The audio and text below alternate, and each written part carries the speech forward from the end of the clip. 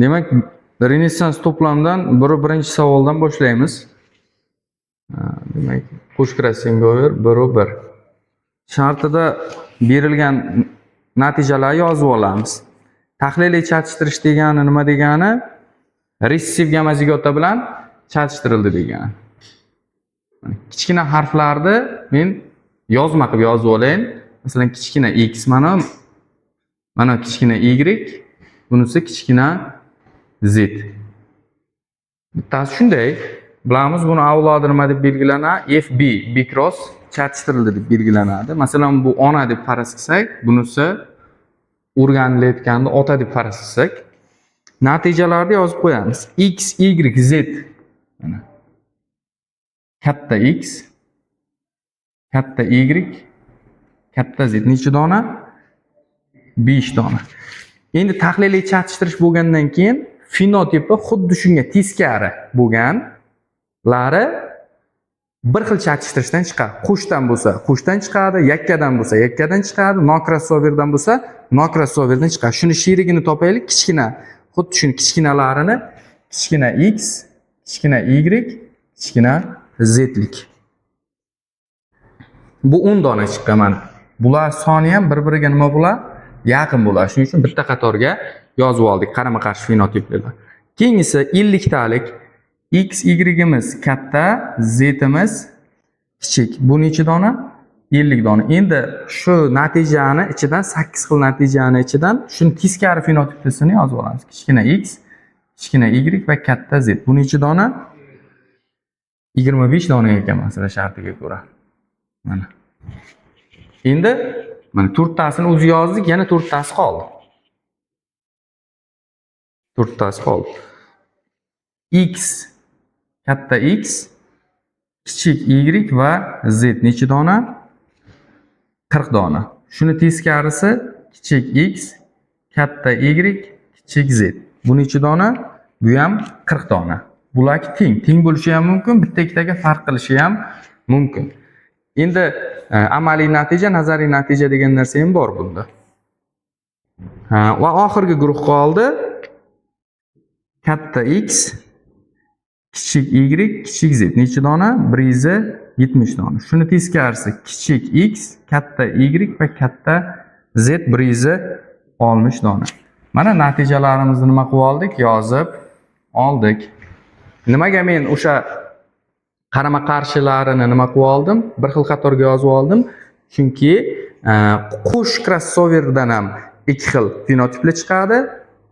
Yakka crossoverdan ham, ikkinchi yakka crossoverdan ham va nokrossoverdan ham mana shunday bir-biriga qarama-qarshi fenotiplar chiqadi. Bu fenotipik ko'rinishi shunday. Genotipiga yozilsa bilamizki, ikkitadan allel gen yoziladi. Har bir genning ikkitadan alleli yoziladi. Mana shunday fenotipik guruhlar ajralibdi. Endi bitta narsaga kelishib olaylik. Nokrossoverlar eng ko'p uchraydi bu yerda tahliliy chatishtirishda. Demak, mana bu eng ko'p uchragan mana shu ikkalasimi? Bular chetiga yozib qo'yamiz. Bular nima ekan? Nokrossover. Endi eng kami qo'sh crossoverlar uchraydi. Mana eng kami 5 ga 10. Yig'indisi necha? 15. Mana bu 5 ga 25 yig'indisi necha? 75. Bu ko'proq, bular esa kamroq. Bular ham o'rtacha 40 ga 40 qo'shsam 80. Endi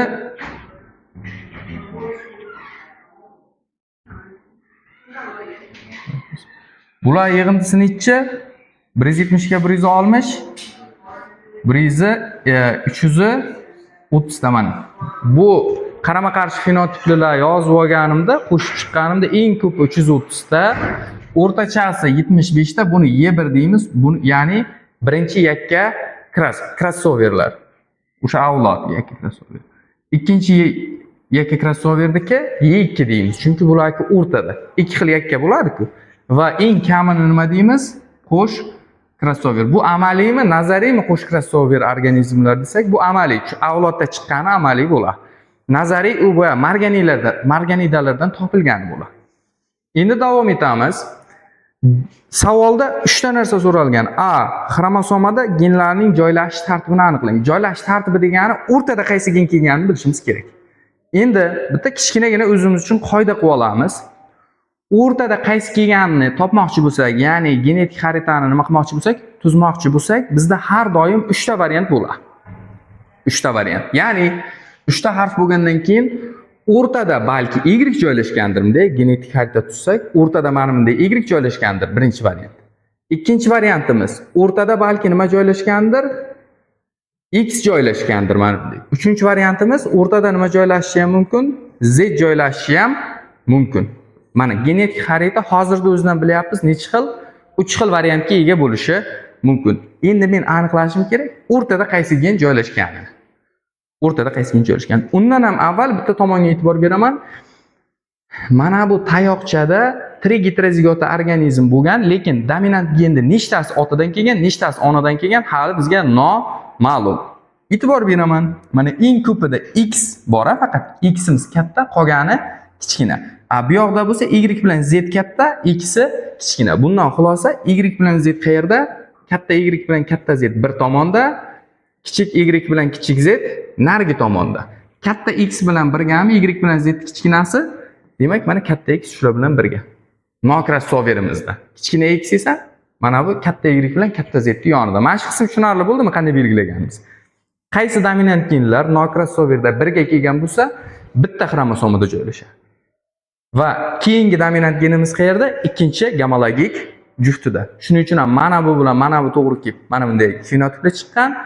Mana bu ikkinchi gamologik xromosomamiz bilan bu ikkalasi bir xil gameta beradi-ku, gamozigota bo'lgandan keyin, trigamozigot. Ikkinchimiz bilan mana buni bittasi birikib, mana bunday fenotip yuzaga chiqqan. Mana bu hech qanday fenotipga nima qilmaydi? Ta'sir qilmaydi. Chunki bu hammasi resessiv genligicha qolyapti. Endi eng ko'pidan biz nimani bildik? Eng ko'pidan nechta dominant gen o'ng tomonda, nechta dominant gen chap tomondaligini bildik. Endi qo'shkrossingover eng kamimida uchala versiyamizni ham mana birinchi variantimiz, ikkinchi variantimiz, uchinchi variantimizda ham o'rtadagi genini almashtirib qo'ysam, nima chiqishi kerak? Qo'shkrossingover chiqishi kerak. Qaysi birini o'rtadagisini almashtirsam, mana bunday organizm chiqadi. Mana bunday va mana bunday gametalarga ega organizm chiqadi. Shuni kelishib olaylik. Endi birinchi versiyamizda, ya'ni o'rtada Y-lik bo'lgan holatdagini o'rtadagi genini almashtiramiz. Ya'ni nimaga uchratamiz? Amaliy qo'shkrossingoverga uchratamiz. Buni o'rtadagisi almashib qolsa, mana bunday holat bo'ladimi? Birinchi versiyani qo'shi, mana qo'shkrossingoveri X joyida, mana X joyida, Y kattasi kelib qoldimi, chapga o'tkazsam, Z kichkinasi joyida. Shuni teskari tomonida endi X kichkinasi joyida, faqat Y kichkinasi o'ngga o'tib qoldi. Z kattasi joyida. Mana shu o'xshadimi? Amaliy qo'shkrossingoverga. O'xshamadi-ya. Chunki amaliy qo'shkrossingoverda 3 ta dominant genimizdan bir tomonda, lekin buni qo'shkrossingover qilib ko'rsak, birinchi versiyani qo'shkrossingover qilib ko'rsak, ikkita dominant genimiz bir tomonda bo'lib qolyapti. Demak, birinchi variant nima bo'ldi? To'g'ri kelmadi. Demak, o'rtada qaysi gen joylashmagan? Y joylashmagan. Tushunarli-ya, qanday xulosa qilingan. Endi qaysi versiyani qilib ko'ramiz? Men o'zi normada mana bunday edi, ikkinchi versiyamiz. Normada mana bunday ikkinchi versiya va Z kichkinasi bu yerda. Endi shuni qo'shkrossingoverga uchratsak nima bo'ladi? Katta X tepaga chiqib qoladi, bir tomonga chiqib qoladi. Mana Y, X va oxirgisi nima bo'ladi? Z bo'ladi. Hammasi kichkinasichi Y, kichkina X va kichkina Z. Mana bosma harflar dominant gen deb kelishib oldik-ku. Yozma harflar resessiv gen. Shunda mana bu qo'shkrossingoverdagi nasl chiqdimi? Mana 3 ta dominant gen bir tomonda, 3 ta resessiv gen bir tomonda. Demak, qaysi variantimiz to'g'ri ekan? Ikkinchi variantimiz to'g'ri. Mana genetik xarita nima qilindi? Tuzildi. O'rtada qaysi gen joylashgani muhim. Xohlasam hozir men buni mana bunday ifodalashim mumkin. Z ni bu tomonga qo'yib, X ni o'rtaga qo'yib, Y ni narigi tomonga qo'ysam ham xuddi shu narsa kelib chiqadi. Mana bu bilan mana buni hech qanday farqi yo'q. Faqat men bu tomondan boshlayapman, Y dan boshlayapman, bunisi bo'lsa nimadan boshlayapman? Z dan boshlayapman. Lekin genetik xarita tuzishda o'rtada qaysi gen turgani muhim. Demak, ani savol nima qildi? Ishlandi. Ketma-ketlik mana shunday. O'rtada qaysi joylashgan ekan? X joylashgan ekan. Bu ham to'g'ri, bu ham to'g'ri. Ikkovida ham o'rtada X joylashgan. Demak, A ni yechimini berdik. Endi B ni yechimiga o'tamiz. B ni yechimida nima deyapti? genlar orasidagi masofalarni hisoblang. Ha, bu oson ekan. Buning uchun o'zi penni chizish ham shart emas. Aslida penni chizish ham shart emas, lekin sizlarga qanday qilib pennetga joylashtirilishini tushuntirishim kerak-ku men. Shuning uchun pennetni ham nima qilib qo'yaman? Chizib qo'yaman. Buni pennet qanday chiziladi? Qaranglar. Birinchi no crossoverdan gamet olaman. No crossover mana bundaymidi? Mana bu erkakda edi. Erkagimizni, ya'ni trigotrozigota deb belgilab oldik. Mana erkak organizmdan gametni olib chiqamiz. Birinchi hisob kitobini keyin qilaveramiz. Mana hech qayerga qo'zg'atmasdan mana shundan nima qilib olaman? Gametni olib olaman. Bu degani katta Y, kichkina X va katta Z. Keyin esa shuni pastidan olaman. Kichkina Y, kichkina Y, katta X va kichkina Z. Bu qanday gameta? No crossover gameta. Shuning uchun tepasiga nima deb yozib qo'yaman? N deb yozib qo'yaman. Endi keyingisi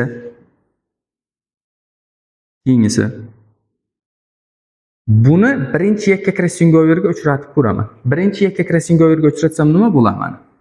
Nimani almashtirib qo'yaman? Y ni o'zini almashtirib qo'yaman. Y ni o'zini almashtirsam nima bo'ladi? Katta Y pastga tushadi. Mana bunday bo'ladi, ya'ni katta Y pastga tushsa, mana katta Y bu tomonga o'tsa, mana o'ng tomonga o'tdi. Bunda katta Y pastga tushsa, katta X o'zini o'rnida, kichkina Z almashmagan o'zini o'rnida. Shuni resessiv genlari qayerda? Chap tomonda. Mana katta Z o'zini o'rnida. Endi bundan gamet olsak, bitta bunday xadan chiqadi. Mana tayoqchani birdan yozib olaman. Y, X va katta Z. Qarama-qarshi tomonni katta Y, katta X va kichik Z deb yozib olaman. Necha xil gameta bo'ldi? 4 xil bo'ldi. Endi ikkinchi yakka crossoverga uchrataman. Ikkinchi yakka crossoverga uchratsam, bu ikki holatda nimani almashtirib qo'yaman? Z ni almashtirib qo'yaman. Bu X va Z orasidagi chalkashuv, ya'ni crossover bo'ladi yakka. Bunda Y, katta Y, katta X o'zini o'rnida, faqat Z ham kichkinasi tepaga chiqib qoladi. Mana Y, katta Y o'zini o'rnida, kichkina X o'zini o'rnida, Z kichkinasi tepaga chiqdi. Shuni qarama-qarshisi sherigi bo'ladi.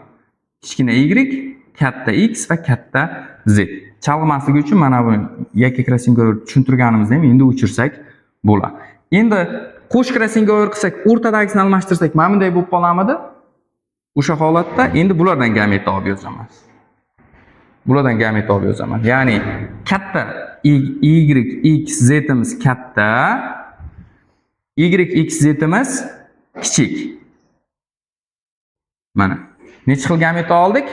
8 xil gamet oldik. Mana yozib chiqamiz. 8 xil gametdan. Endi buni tepasidan ham yozib chiqaman. Mana bu birinchi yakka crossover edi. Bu birinchi yakka crossoverdan olingan gametalar. Bu ikkinchi yakka crossoverdan olingan gametalar. Bu esa qo'sh crossoverdan olingan gametalar. Mana shunday holatda. Endi urg'ochisidan qanday olinadi? Bu trigamozigota bo'lgani uchun, ikkita tayoqchamiz bir xil bo'lgani uchun uchalasi ham resessiv gen qilib olinadi. X, Y, Z.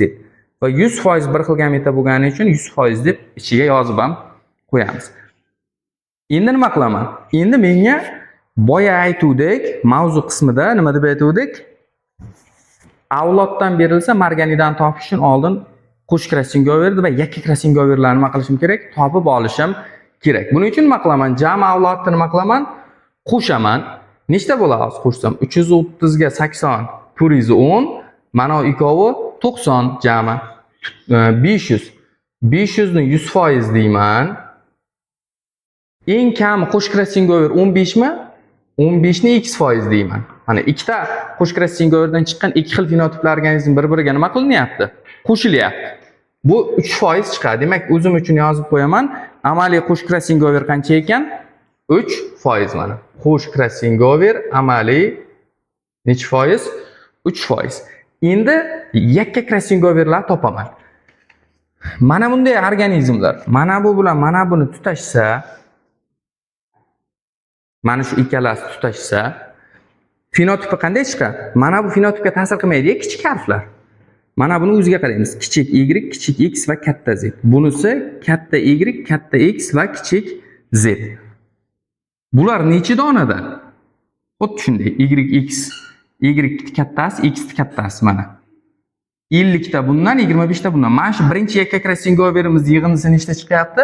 75 ta. Bu degani X bilan Y orasidagi yakka crossni foizini topaman. Yana 500 ni jami avlodni 100% deymiz. Nechta chiqdi buni yig'indisi? 75 tani X foiz deymiz. Necha bo'ladi? 15%. Endi X bilan Y orasidagi masofa mana bu masofa.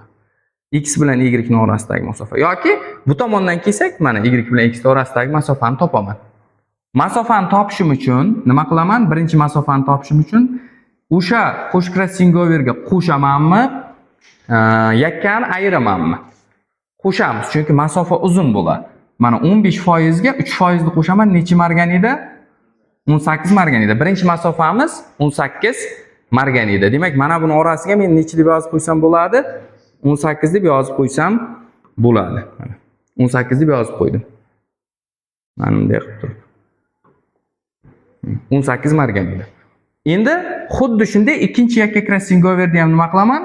Topib olaman organizmdan. Ikkinchi yakka krassingoverlarimiz nechta? 80 ta. Proporsiyasini yozaman. Bu nima bilan nimani orasidagi? X bilan Z ni orasidagi chalkashuv. Mana X bilan Z ni orasidagi chalkashuvni topaman. 500 ni necha foiz deyman? 100% deyman. 80 tani X desam necha bo'ladi? 16%. Endi buni orasidagi masofani topsam 16% ga amaliy qo'shni qo'shaman, qo'sh krassingover necha margan edi? 19 margan edi. Demak, Z bilan X orasi qancha ekan? 19 margan edi. Ba'zi savollarda chetki genlar orasi qancha desa, Z dan X gacha 19, Z dan Y, X dan Y gacha 18. Ikkovini qo'shsak necha margan edi? 37 margan edi deb belgilardik. Agarda shu narsani so'rasa, chetki genlar orasidagi ham deb beradi savolda yoki Z bilan Y orasidagi masofa ham deb beradi. Bu Z bilan Y orasidagi masofa ikkovini yig'indisiga teng. Bizning savolimizda so'ramagan, shuning uchun buni alohida yozib o'tirmay og'zaki aytib ketyapmiz. Demak, B javobni topdiga qanday bo'lishi? B javob X Y orasida 18, Z X orasida 19. Mayli yozib ham qo'yaylik. Z bilan Y orasida necha chiqdi? Ikkovini yig'indisi 37 chiqdi mana. B savol ham ishlandi. Endi qaysi savolga keldik? C savol. Men mana bu gametalar necha foiz uchrashini yozib o'tmadim. Chunki bu so'ralmagan ekan. Agar so'rab qolinsa qanday chiqariladi mana bu gametalar foizi desak, mana bunday chiqariladi. Bu oddiy. Qo'sh krassingover necha foiz edi? 3%. 2 xil gameta beradimi? 3 ni 2 ga bo'lsam necha foizdan? 1,5%dan mana. Ba'zida yozmalarda gametalar foizini yozing deydi-da mana. O'sha amaliy qo'sh krassingover 3 bo'lsa, bu necha xil gameta beryapti? 2 xil. 2 ga bo'laman 3 da 1,5 dan tushadi. Endi mana bu yerda X bilan Z orasidagi krassingover necha foiz edi? 16% edi. X bilan Z orasidagi mana bu da ikkinchi yakka. 16 ni teng 2 ga bo'laman, bular nechidan? 8 dan. Birinchi yakka necha chiqdi? 15% chiqdi. Buni ham 2 ga bo'lsam 7,5 dan. Mana nokrossoverlar endi qanday topiladi desa, hammasini qo'shamizda 100 dan ayiramiz. Bu ikkalasini kelib chiqadi. Hammasini qo'shsak, mana bu ikkovi o'zi 16, mana bu ikkovi 15. 16 ga 15 necha? 31. Mana bu ikkovi 3. 31 ga 3 ni qo'shsam 34% mi? Mana 6 xil gametam. 34 ni 100 dan ayiraman, 66 qoladi. 66 ni teng 2 ga bo'laman, necha foizdan tushadi? 33%dan. Tushunarli-a? Endi yana bitta narsani aytib ketayin. Boshqa masalalarda so'rab qolinsa, savol paydo bo'lmasin. Ustoz, nazariy jihatdan mana 170 bilan 160 teng bo'lishi kerak edi-ku, chunki bu katak bilan bu katak chiqish ehtimoli teng-ku, foiz teng bo'lsa, to'g'ri. Nazariy jihatdan bular nima bo'lishi kerak edi? Teng chiqish kerak edi, lekin bittasi normadan-ku, bittasi normadan kam chiqishi mumkin. Aslida bular nazariy jihatdan nechta chiqish kerak edi? Yig'indisi nechta? 330 tami? Teng 2 ga bo'lasam, bu ham 165, bu ham 165 chiqish kerak nazariy. Lekin amalda bu 5 taga kam, bu 5 taga ko'p chiqqan. Shunday bir nechtaga nima qilishi ham mumkin, amaliy bilan nazariy farq qilishi ham mumkin. Faqat amaliy bilan nazariy bir xil bo'lgani mana bu. 40 taga 40 ta ko'ryapsizlar? Bu nazariysi ham, amaliysi ham shunday teng chiqishi kerak. Bulardagi 50 ga 25 necha? 75. 75 ni 2 ga bo'lsak, nazariy jihatdan necha bo'lishi kerak edi? 37,5 ga 37,5. Lekin yarimta organizm nima bo'lmaydi, baribir mavjud bo'lmaydi. Yarim foiz bo'lishi mumkin, lekin yarimta organizm hisoblanmaydi. Mana bu ham 5 taga 10 ni qo'shsak necha bo'ladi? 15. 15 teng 2 ga bo'lsak nechadan bo'lishi kerak edi? 7,5 tadan. Baribir bu ham nima bo'lmaydi? Yarimta organizm bo'lmaydi. Shuning uchun amaliy bilan nazariyda ozginagina nima bo'ladi? Farq bo'lishi mumkin. Mana buni foizni qanday keltirib chiqariladi desalaring, 33 ni 100 ga ko'paytirib, mana shu katakni topmoqchi bo'lsang, 33 ni 100 ga ko'paytirib, chiqqan natijani 100 ga bo'lasan, ikov qisqaratda necha foiz bo'ladi? 33%. Har bir penni mana shunday hisoblanib chiqishi kerak. Va bu hisoblangan qiymat nazariy qiymat bo'ladi. Amaliy natija o'zi bu yoqda nima qilib qo'yilgan, yozib qo'yilgan. Demak, biz savolda ham ishladik, qo'shimcha ma'lumotlarni ham aytib ketdik. Bitta masaladan qolgan masalalarni ham sizlar bemalol nima qilsalaring bo'ladi, chiqarib olsalaring bo'ladi. Endi C savolga keldik. C savol koinsidensiya va interferensiya koeffitsiyentlarini toping. Mana endi mana shu joyi salgina formulaga doir. Mana genetik xaritani tuzib oldik-ku. Z dan X gacha qancha masofa chiqdi? 19 margan edi mana. X dan Y gachachi 18 margan edi. Bu nazariy crossover topishga asos bo'ladimi? Nazariy qo'sh crossover topish uchun nima qilaydik? Birinchi masofani ikkinchi masofaga ko'paytiraydik-da, ko'paytmani 100 ga bo'lardik. 19 kara 18 necha bo'ladi? 360 dan 18 da erishim kerak. 342. 342 ni 100 ga bo'lsam 3,42% mana. Bu amalni bajarsam 3,42 bo'ladi. Endi nazariy katta ko'ryapsizlar 3,42. Amaliychi kichkina. Bundan koinsidensiyani topish uchun nima qilaydim? Amaliy qo'sh crossoverni bo'laydim. Nazariy qo'sh crossoverga. Xo'p, buni hisoblaymiz. 3 ni bo'laman, mana amaliy avloddan topganim amaliy bo'laman 3,42 ga. Necha chiqadi? 0,87 mi? Demak, koinsidensiya koeffitsiyenti 0,87. Endi interferensiyani topish uchun nima qilaman? Interferensiya va koinsidensiya yig'indisi nechaga teng edi? 1 ga teng edi. Endi interferensiya qanday topiladi? 1 dan koinsidensiyani ayirib yuboraman. Mana +1 u tomonga minus s bo'lib o'tadi-da, plussi u tomonga minus s bo'lib o'tadi. Ya'ni 0,87 ni ayirsam 0,13 chiqadi. S savolda ham javobini topdik. Koinsidensiyamiz 0,87, interferensiyamiz 0,13. Mana shunday qilib yechim bersalaring bo'ladi ko'pchilik masalalarga. Hozir bu bizda osonroq bo'lgani, bu tomondan 1 xil, bu tomondan 8 xil gameta bo'ldi. Buni qiyinroq varianti qanday bo'ladi? Bu tomondan ham 8 xil, bu tomondan ham 8 xil gameta kelsa, u salgina ishi ko'proq bo'ladi. Lekin uni ham chiqarib olish muammo emas. Bu tomondan shunday foiz, bu tomondan shunday foiz bo'lsa, ikkita foizni ko'paytirib 100 ga bo'lsa, mana shu bitta katak kelib chiqaveradi. Keyin uni ichida faqat katak sanash ozginagina murakkab bo'lishi mumkin.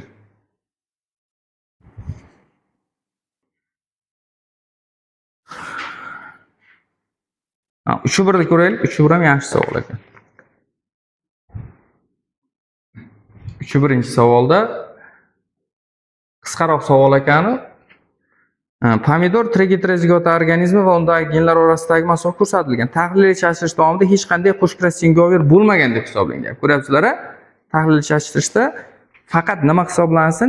Yakka crossover hisoblansin, lekin nima hisoblanmasin? Qo'sh hisoblanmasin. Ya'ni bu ishimiz osonroq bo'ladiganimi, qiyinroq bo'ladiganimi? Oson bo'ladi. Endi necha xil gameta bermay, 8 xil emas, balki 6 xil, kamroq xil gameta beradigan. Qo'shini o'rtadagisini almashtirmaymiz-da, faqat chetdagilar almashadi. Ushbu organizmda hosil bo'lgan barcha gametalar va ularning hosil bo'lish foizini toping. Ya'ni faqat bizdan nimani so'rayapti? Gametalarni o'zini so'rayapti. Lekin bitta narsa bor ekanda bu yerda. Nima muammo borsa, o'rtada qaysi gen borligi aytilmagan ekan. Nima yo'q ekan? Tahliliy o'sha genlarning xaritasi yo'q ekan. Genetik xarita yo'q bo'lsa ham, o'zimiz endi taxmin qilib olamiz. Bu unga e'tibor bermaymiz. Yani masala tuzuvchi agar aytib ketganda, yana ham yaxshiroq bo'lardi-da. Menimcha katta ehtimol bilan mana shunday genetik xarita. Alfabo tartibida genetik xarita qilmoqchi bo'lganda. va dominant genlar ham bir tomonda, resessiv genlar ham bir tomonda deb o'ylab ishlaymiz. Endi o'zimiz masalaga shu bandni kiritib qo'ydik deb faraz qilamiz. Bunda A va B ning orasi necha ekan? 5 santim marganida, ya'ni 5 o'sha marganida. Bunisi 10 santim marganida, ya'ni 10 marganida bo'lsa. Endi bundan qanday gameta olamiz? Eng birinchi nimani olamiz? Nocrossni olamiz, ya'ni no-crossover hech qanday muammosiz gameta. No-crossover gametalar katta B kattasi, mana chalkash usiz va xuddi shuni kichiga kichik B kichiksa narigi tomon. Buni foizi qanday hisoblanadi desak, bunday hisoblaymiz. 100% dan ayiraman birinchi yakkani, ya'ni 5 ni, ikkinchi yakkani 10 ni necha qoladi? 85 qoladimi?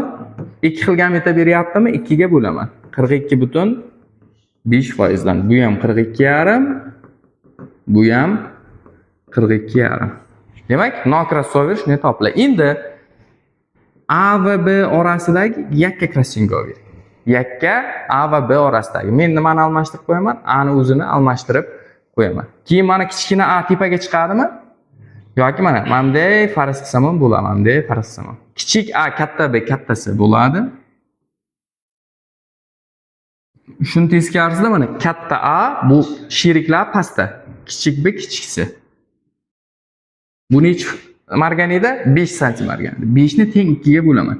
Nimaga men qo'sh crossoverni ayirmadim marganidadan? Chunki savolda qo'sh crossover sodir bo'lmagan deb ishlatyapti. Demak, oson degani ishimiz 2,5% ga 2,5%. Masalaga bitta bandni o'zimiz qo'shdik. Shu alifbo tartibida joylashgan dedik birinchidan, ikkinchidan barcha dominant genlar faqat otadan yoki faqat onadan berilgan deb belgilab oldik. Lekin sizlar buni qonuniyat deb o'ylamanglar, har doim shunday bo'lar deb. Masala shartga qarab bu narsa o'zgarishi mumkin. Keyin yakka crossoverning ikkinchisi, ya'ni B bilan C ning orasidagi. Bunda nima bo'ladi? Nima o'zgarish bo'ladi? Mana buni bunday qilamiz, o'chiramiz. Mana B bilan C bunday chalkashsa, B bilan C bunday chalkashsa, katta B bilan birga keladi. Katta bilan shiriga qayerga tushadi? Pastga tushadi, kichiksa bo'ladi. Endi pastdan kichiga kichik B birga keladi. Shiriga tepada kattasi. Bu 10 santim marganida bo'lsa, 10 ni teng 2 ga bo'laman, 2 xil gameta bo'lgani uchun 5% dan. Demak, bunisi ham 5%, bunisi ham 5% mana. Bu yerda 2 xil, bu yerda 2 xil, bu yerda 2 xil. Jami necha xil? 6 xil gameta bo'lyapti, mana foizlarimiz. Drozofila trigerozigota genotipi va undagi genlar orasida masofa keltirilgan. A va B ning orasidagi masofa qancha? 15. Mana A bilan B ning orasidagi masofa 15. A va C ning orasidagi masofa nechi deyapti? 12 deyapti. Mana C bu tomonda bo'lishi mumkin, to'g'rimi? Mana bu qancha? 12. Lekin yana bitta joylashuv bo'lishi mumkin. A va B ning orasi 15 bo'lib, A va B chetga gen bo'lsa 15 marganda. A bilan C ning orasi nechi bo'lib? 12 bo'lib, C ikon o'rtasida joylashgan bo'lishi ham mumkin. Ertaga sizlarga imtihonda savol tushsa, o'sha narsa qaysi biri ekanligiga yo bironta turtki berib ketadi, yoki nima qiladi? Aniq aytadi genetik joylashish tartibini. Bu yerda bitta narsa noma'lum ekan. Bitta narsa noma'lum ekan. Nima noma'lum ekan? O'rtada qaysi gen joylashganligi.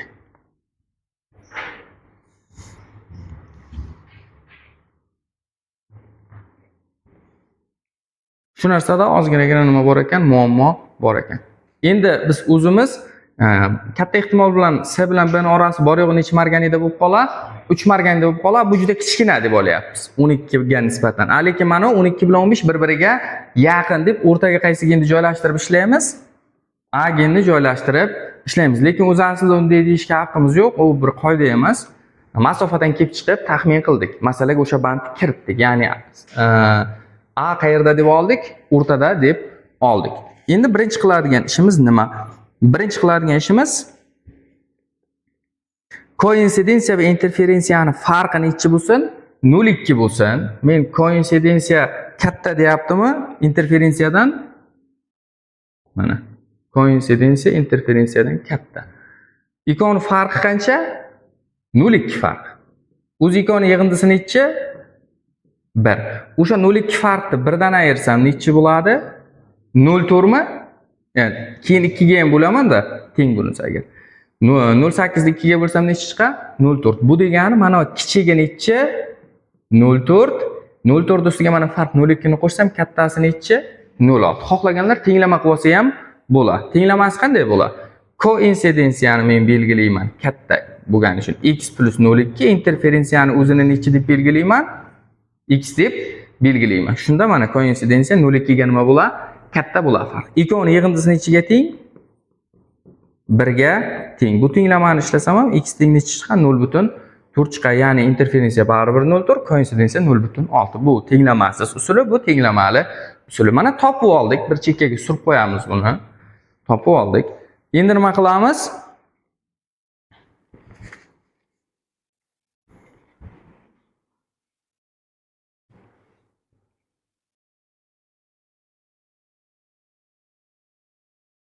Besh mingta organizm olindi.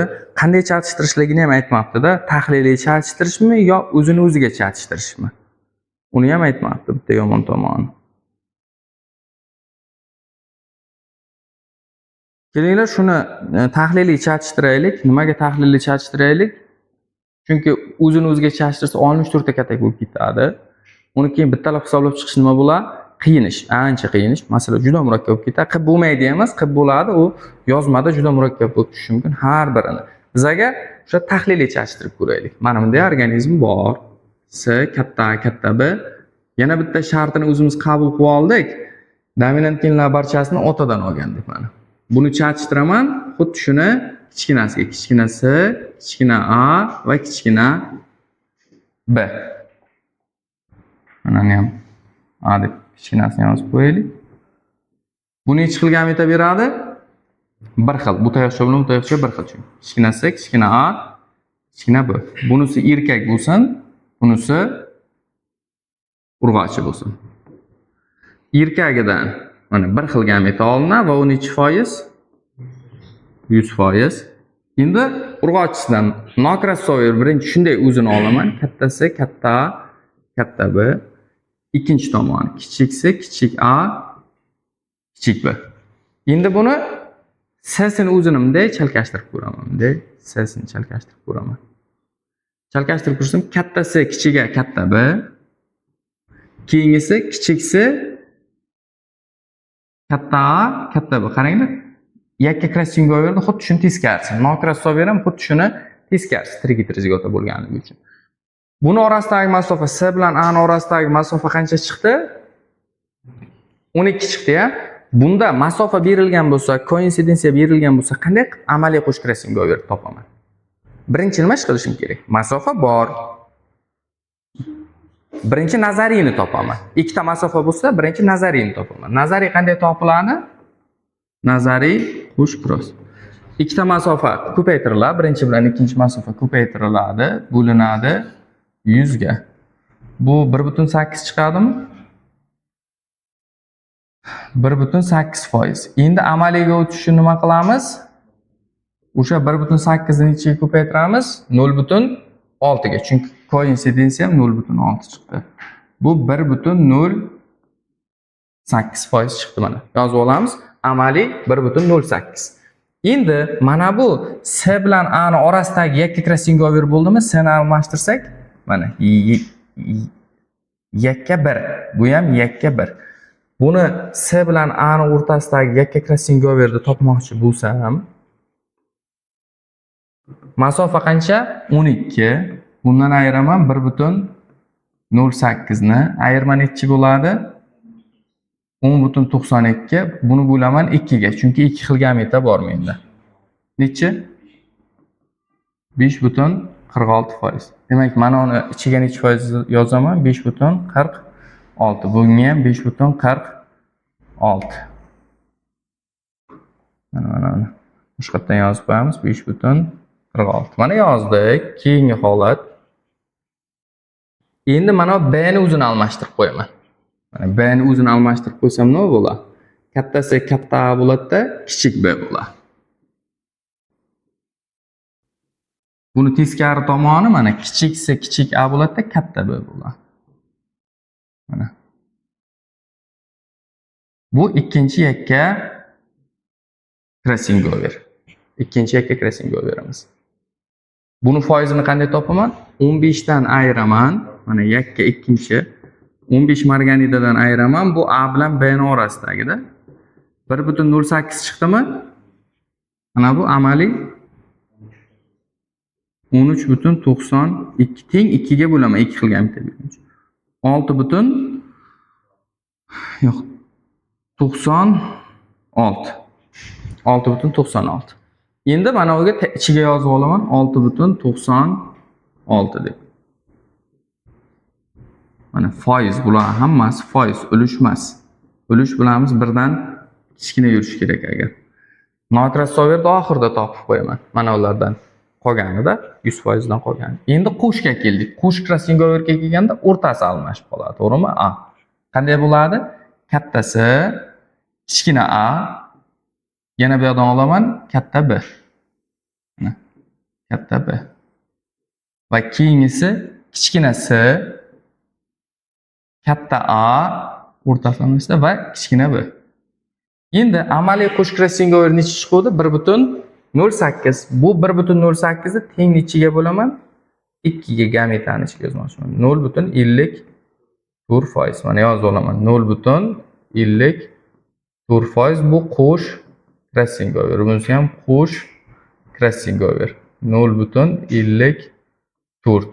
Mana hammasini nima qilib oldik? Yozib oldik. Endi mana shu genotipni chiqarmoqchi bo'lsam,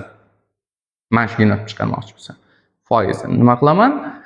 Mana ikkoviniki 100 dan ayiraman, 100% dan ayiraman. Nokrossoverlar topyapman-da men. 100 dan ayiraman. Birinchi yakka qancha chiqdi mana bu yerda? 5.46. Yana ayiraman, ikkinchi yakka qancha chiqdi? 6.96. Uchinchi yakka qancha chiqdi? 0.54 har biriniki edi. Ikkitasiniki qo'shdiki, qo'sh crossing overda ayiraman. Uchinchi yakka emas. Ayirma nechi bo'ladi? Mana birinchi yakka, ikkinchi yakka va qo'sh crossing over.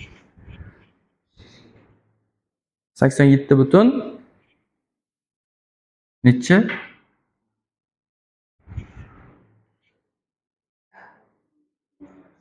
To'liq olmadikmi hozir? 2 ga bo'linganini ayirib yoribman men. 2 ga bo'linganini ayirmaymizda, 2 ga bo'linmaganini ayiramiz. Chaqib ketdim. Mana bu yerda 13.92 ni ayiraman.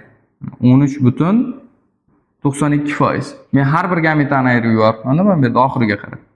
Ikkita gametani yig'indisi 13.92, bu yoqda qancha chiqdi ikkita gametasi? 10.92. Mana bu 10.92. Mana bu ikkita gametani yig'indisi 13.92, mana bu ikkita gametani yig'indisi 10.92. Bu ikkoviniki 1.08. Endi ayirma kichikroq chiqadi. Ayirib ko'rasizlar.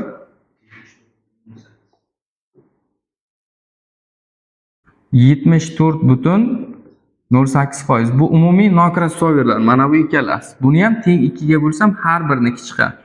37.04%. Mana yozib qo'yamiz. Shundaymi? 37.04.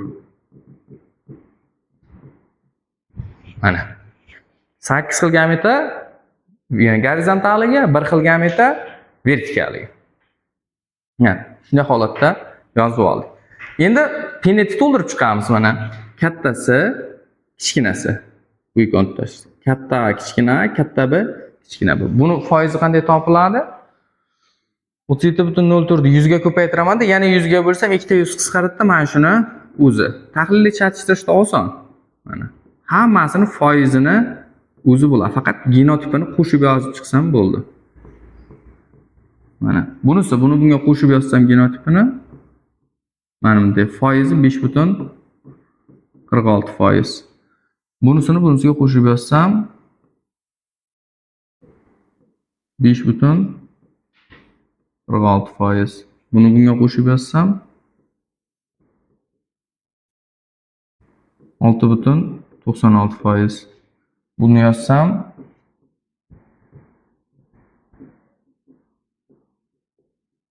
buniki 0,54%. Buniki 0,54%. Mana shunday holat. 71-savolni ko'ramiz. 71-savolda genlarni joylashish tartibini topish kerak. Mana shu bahorgi sertifikatda 2026-yil 29-martda kelgan bu savol ikkinchi smenada biz imtihonga kirganmiz. 71-da xuddi shunga o'xshash savol kelgan. Xulosalar bor. Faqat bundan ozgina murakkablik joyi to'g'ridan-to'g'ri foizda berilmaganda, boshqa birlikda berilgan. Endi bor xulosalar birinchi o'rinda bunday savol kelsa nima qilishimiz kerak? Bir qator qilib yozib chiqishimiz kerak. Masalan, nechta xulosa bo'ladi? Birinchi xulosa. M bilan 10 orasidagi masofa nechi? 30. Bu o'zi asosan matematikaning savoli. Ehtimol qilib ishlanadi, ehtimollarga ko'ra ishlanadi. Xulosa qilish kerak. M bilan orasidagi masofa 30 yozib olamiz. Ikkinchi xulosamizchi n bilan 10 orasida 25. Mana n bilan 10 orasida 25%. Uchinchi xulosamiz m va p orasida qancha? 7. To'rtinchi xulosamiz p va q orasida 10.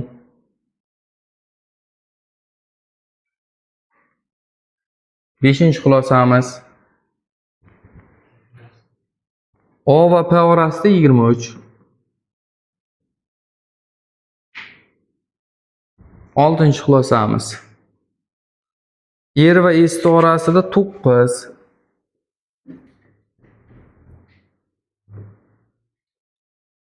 Yettinchi xulosamiz o bilan q orasida 13. Sakkizinchi xulosamiz er bilan n orasida 6%. Keyingisi r va q orasida yana 6 mi? 9-xulosa r va q orasida yana 6%. M va s orasida 20. 10-xulosamiz. M va s orasida tushunqundimi? Boshqa xulosa yo'qmi? Tartibini toping deyapti. Endi bunday savol kelsa birinchi o'rinda nimaga qarashimiz kerak? Orasi o'sha genda mana chiziqli joylashgan deb fikrlayapmiz. Halqasimon emas, chiziqli. Halqasimon esa chunki murakkablashadi yana ham. Chiziqli joylashgan deb farz qilamizda. Mana masofasi kattalarga qaragan ma'qulmi? Masofasi kichkinalarga qaraganmi? Masofasi kichkinaga qaraganmi? Chunki bir-biriga qancha yaqin bo'lsa, yaqinni terib chiqish osonda, uzoqni terib chiqsak, oradagini qo'yib chiqish qiyin-ku. To'g'rimi? Va birinchi o'rinda nimaga qaraymiz?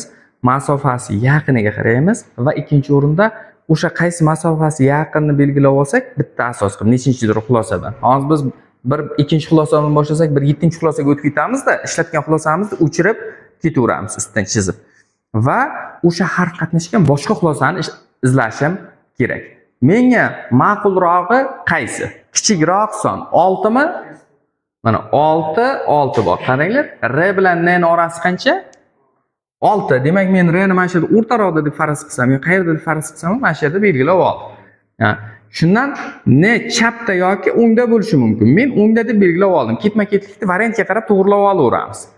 Orasi qancha? 6. Mana yozib oldik-a. Mana kattaroq qilib olaylik shuni. Kattaroq qilib chizaylik. Yaxshiroq bo'ladi. Mana er mana bu yerda nima bo'ldi? Mana 6% deyapti. Er bilan endi orasi mana 6 deb belgilab oldik-a. Endi er bilan mana bittasini ishlatdik. Er bilan qo'ni orasi yana qancha? 6. O'z-o'zidan men endi 10 ga joylashtira olmayman qo'ni. Chunki endi ustidan tushib qoladi-ku, foizi bir xil bo'lsa. Demak, qo'y qaysi tomonda? Qarama-qarshi tomonda endi. Buniki ham qancha bo'ladi orasi? 6 bo'ladi. Demak, Q bilan endi orasini ichi qo'shiladi-da 12 bo'ladi. Endi menga o narsani so'ralmayapti. Endi misol uchun deyapmiz. Mana ishlatgan xulosamiz nima qilaveramiz? O'chiraveramiz. Endi e'tibor beramiz. Q ishlatilgan mana bu 7-xulosa ham bor-a? Q ishlatilgan xulosa O bilan Q ning orasini ichi 13. Ikkita variant bor. Birinchi variantim O1 deb yozib qo'yaman. O1 deb yozib qo'yaman. Birinchi ehtimol bilan O katta bo'lishi mumkin Qdan. Shunda orasi qancha bo'lishi mumkin? 13. Ikkinchi ehtimolim esa O2 deb yozib qo'yaman. Ya'ni ikkinchi ehtimol bilan O Qdan 10 ga joylashib turib qancha bo'lishi ham mumkin? 13 bo'lishi ham mumkin. Shunda n bilan e'tibor beringlar. N bilan O ning orasi qanchaga to'g'ri keladi? Nechiga? 1 ga to'g'ri keladi. Chunki mana Q bilan n orasini ichi bo'lyapti. 6 ga 6 qo'shilsa 12 bo'lyapti. N bilan O ning orasini ichi bo'lib qolyapti. 1 bo'lib qolyapti. Bu hisob kitobga nima qiladimi? To'g'ri keladimi?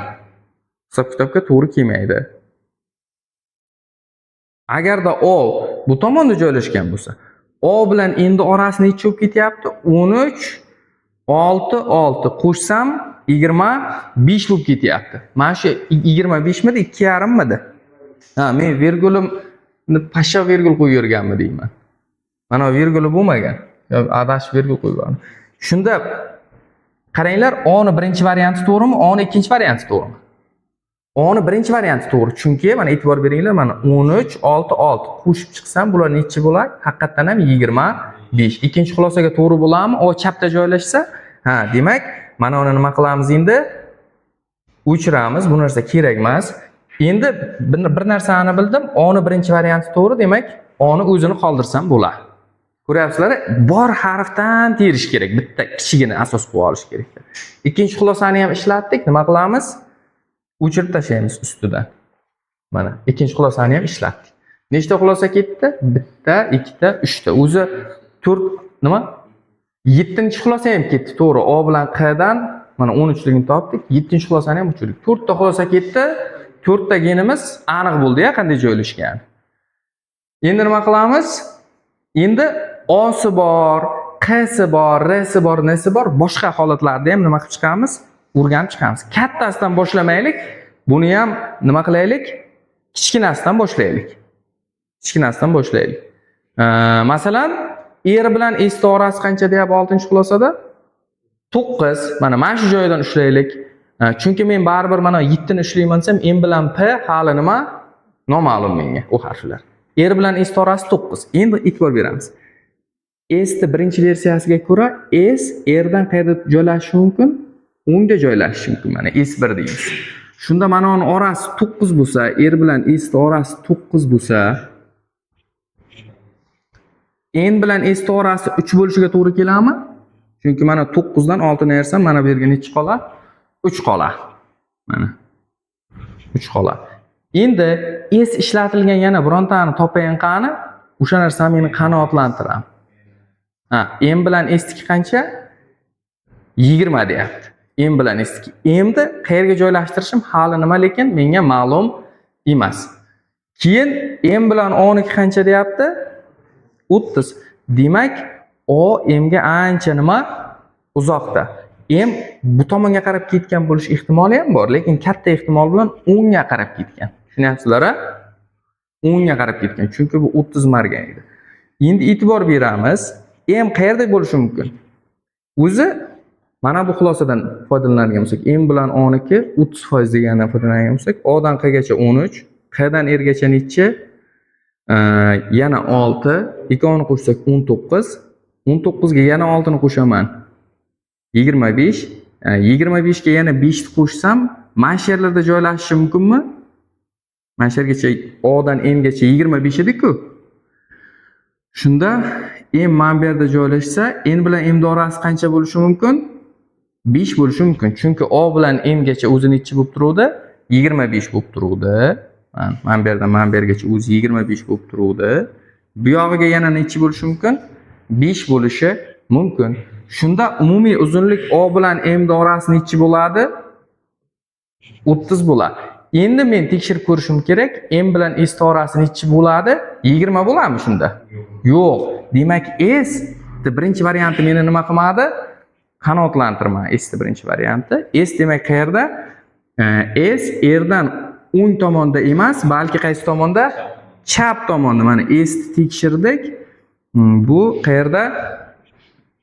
Chap tomonda. O'zi 6 Q bilan erda orasi 6, demak 9 bo'lishi uchun mana bu yerda bo'lishi kerakmi?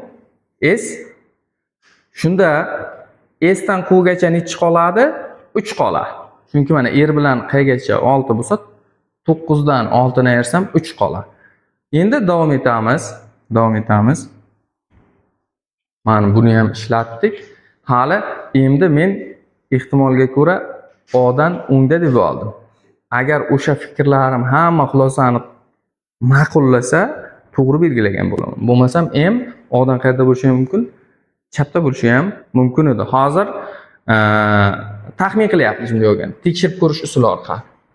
Endi mana bizda bor harflar M, N, R, Q, S, O. Mana shu harflar. Endi M bilan S orasi shunda nechi bo'lishi mumkin? 20 chiqadimi? Tekshirib ko'ramiz. M dan N gacha o'zi nechi? 5. N dan R gacha, N dan Q gacha nechi? 12. Ikkovini yig'indisi 17 mi? Q dan S gacha nechi? 3. Qo'shsam haqiqatda 20 chiqyapti. S bilan M orasi nechi chiqyapti? 20 chiqyapti. To'g'ri keldi. Shuning uchun 5-xulosani ham o'chiramiz. 10-xulosani ham o'chiramiz. 6ni ham ishlatdik-ku, R dan S gacha 9 deb. Buni ham o'chiramiz. Ishlatilmagan bor yo'g'i nechta xulosa qoldi? 3 ta xulosa qoldi. 3, 4, 5. Qolgan 7 ta xulosamiz to'laligicha nima qildi? O'zini tasdig'ini topdi. Sal kichraytirib bu tomonga suramiz endi. Mana endi davom etamiz. Boshqa rangga bo'yab qo'yaylik. Sariqqa. Davom etamiz. P O dan o'ngdamikan yoki P O dan chapdamikan? Endi shu muhim bizga. P ni O dan agar o'ngda joylashtirsam, birinchi versiyam, P bilan O ni P ni chapda joylashtirsam O dan, P bilan O ni orasi qancha? 23 bo'lsa, bu xulosani shunday deb faraz qilsam, yana P qatnashgan mana bu yerda bormi? P bilan Q ni orasi nechi deyapti? 10 deyapti. O'zi P dan O gacha 23 bo'lsa, O dan Q gacha yana nechi? 13. Ikkov qo'shilsa 36 bo'lib ketadi. P bilan Q ni orasi 10 degan joyga to'g'ri kelmaydi. Demak, P birinchi versiya o'zini nima qilmadi? Oqlamadi. P qayerda? O dan o'ngda. Endi buni o'chiraman. Mana. O'chiraman. P qayerda? Taxminan O bilan Q ni O bilan Q ni orasi o'zi nechi? 13. O bilan P ni orasi 23 bo'lish uchun Q dan keyin 10 marganida o'tib joylashtirishim kerak men. Mana 10 marganida o'tib joylashtirishim kerak. Q dan 10 marganida o'tsam, taxminan mana shu yerlarga to'g'ri keladi, to'g'rimi? Chunki o'zi Q dan R gacha 6, mana bu yog'iga P ni joylashtiraman. Endi mana O dan P gacha nechi? 23 qanoatlantiradi. Chunki bu yog'iga 13, bu yog'iga yana nechi? 10. Mana bu bilan mana bu bir-birini nima qildi? Qanoatlantirdi. Endi oxirida tekshirib ko'raman. 3-xulosa bilan. M bilan P ni orasi qancha? 7 deyapti. M bilan P ni orasida 7 deyapti. Endi hisoblaymiz. Mana bu M bilan N orasida nechi bor edi? 5 bor edi-ya. Endi N bilan R orasida nechi bor edi? 6 bor edi. N bilan N orasi. Shunda Q bilan R ni orasi 6 bo'lsa, R bilan P ni orasida nechi bor? 4 bormi? Shunda mana bu yerda N bilan P ni orasida nechi bor? 2 bor. Ayirib tashlasak, to'g'rimi? Qayerdan kelib chiqqanini tushundikmi mana shu turni? Mana Q bilan P ni orasida 10 bo'lsa, Q bilan R ni orasida 6 bo'lsa, 10 dan 6 ni ayirsak R bilan P nechi chiqdi? 4 chiqdi. Mana bu R bilan N ni orasi 6 bo'lsa, 4 da ayirsak P bilan N ni orasi qolgan nechi chiqdi?